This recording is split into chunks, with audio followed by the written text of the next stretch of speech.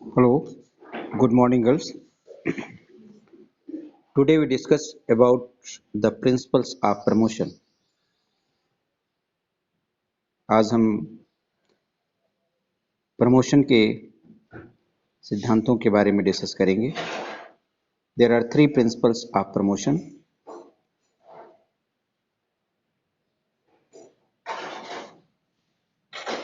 Seniority principle, number one. Number two, merit principles. And number three, seniority cum merit principle. ये तीन तरीके के principles promotion के बताए गए हैं, जिसमें पहला seniority principle is the oldest and still prevalent principle for promotion. यानी जो पहला प्रिंसिपल है सीनियरिटी प्रिंसिपल जो है सबसे पुराना है और प्रमोशन की प्रक्रिया में बहुत ही प्रचलित सिद्धांत है. Seniority means the duration of service of an employ at a specific position. यहाँ पर सीनियरिटी के बारे में बताया गया. सीनियरिटी का मतलब होता है कि किसी एम्प्लॉय के द्वारा उस पर्टिकुलर जॉब में, सर्विस में, उस स्पेसिफिक पोजीशन पर कितने समय तक, कितने ड्यूरेशन तक, कितने वर्षों तक रहा है. Thus, according to this principle, the order of producer in making promotion is determined by duration of service of the employees. इस प्रिंसिपल के अनुसार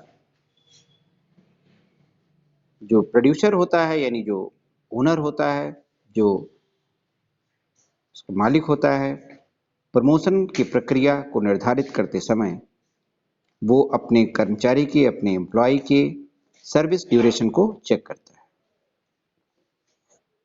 for example, mister Anurag has longer service to his credit than Mr. Avinash in a given position. Therefore, Mr. Anurag is eligible for promotion. ये पहला सिद्धांत हो गया, पहला principal हो गया सीनियरिटी प्रिंसिपल. दूसरा फिर है मेरिट प्रिंसिपल.